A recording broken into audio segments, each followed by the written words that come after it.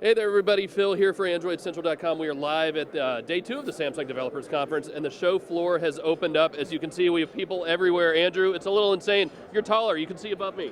I know, and it's still pretty expansive. You have hundreds and hundreds of people, active conversations going on. Everybody's got devices in their hands, and people are doing demos. There's drones and apps being installed and all kinds of stuff going on. Somebody has like a 8-bladed quadcopter. It's not a quadcopter if it's 8. It's huge. It's ginormous. Yeah, we need to take a look at that. We've got developers, we've got apps, we've got hardware.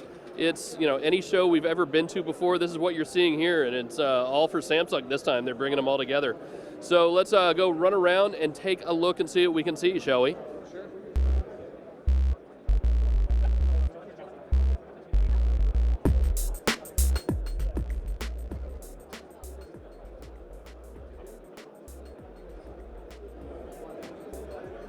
And we've got the Intel Developer Zone, so Intel has actually had a pretty big presence here, considering there are no Intel Samsung devices, right? Right. Well, you have laptops, and that's about it, but they've never gone beyond that. I mean, everything else is embedded ARM, but it's really interesting to see them pushing it, because, in the end, Intel's they want to be in everything. So and really, that's the name of the Samsung Developers Conference. It's not just about mobile. No, it's about making apps and services for everything. So Samsung has the smart TVs, they have the phones, they have the tablets, but now they're talking about putting a server right next to your TV, and that's the Samsung Home Sync. And with this, you're going to be able to load it up with all of your media, all of your data, and just sync up to it with your different computers, devices, and then also run different games. And this is the next step above smart TV. No wires either. That's the big thing, right? I can kick back on my couch and play. Exactly, and Samsung is banking on the fact that this is all going to work super seamlessly with their other devices.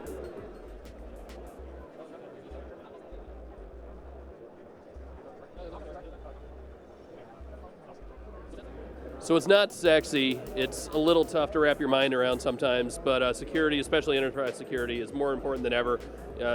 Constantly hear stories about people getting hacked. You lose your phones, you wouldn't be able to take your phone to work. So Samsung Knox is what they're really pushing hard for that. I'll be honest, I don't necessarily understand it all, but I do know it's important. I'm glad somebody's doing it.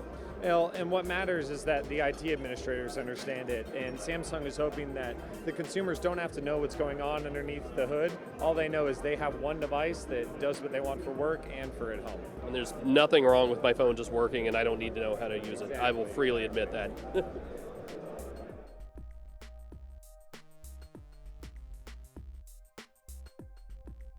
Awesome. So, Phil with AndroidCentral.com. How are you guys? Good. How you doing? So you have a couple. What do we call these things anymore? These are quadcopters. These are multi-rotors, basically. This is a quadcopter in particular. That one behind us is a hexacopter.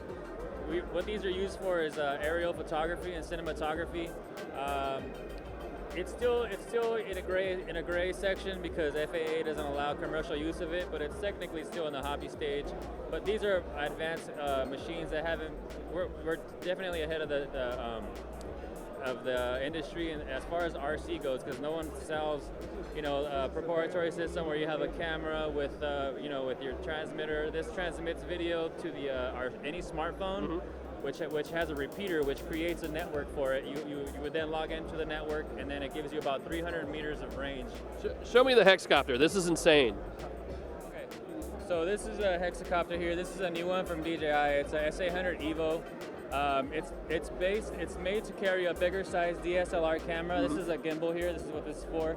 A lot of people use this as to something smaller than that because they want to use a higher quality camera. So then that's when you would use this. This thing is nuts. Yeah.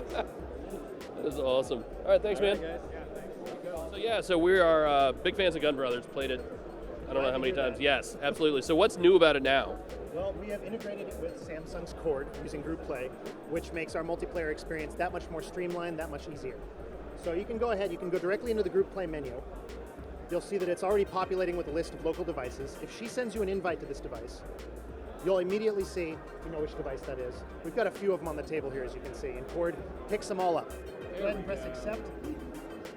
And as you'll see, both of these games start loading right away. Now this is a console quality game. So it will take a little bit of time to load, but once you get in, I promise you'll be impressed. So you're going to shoot with that on the right, you're going to move around with that on the left. The idea here is to take out as many of these enemies as you can. You're working with the other player. You can see gameplay is synchronized across these two screens. Shoot in any direction you want with that little control pad. Play it just like a console. Here, not fantastic. It's not a reflection of the game at all. You'll get better. It's one of those games that you can sit down and you think, I'm just going to play it for 5 minutes. Before you know it, 3 hours have passed. All right, Andrew, I think you're done. I'm done.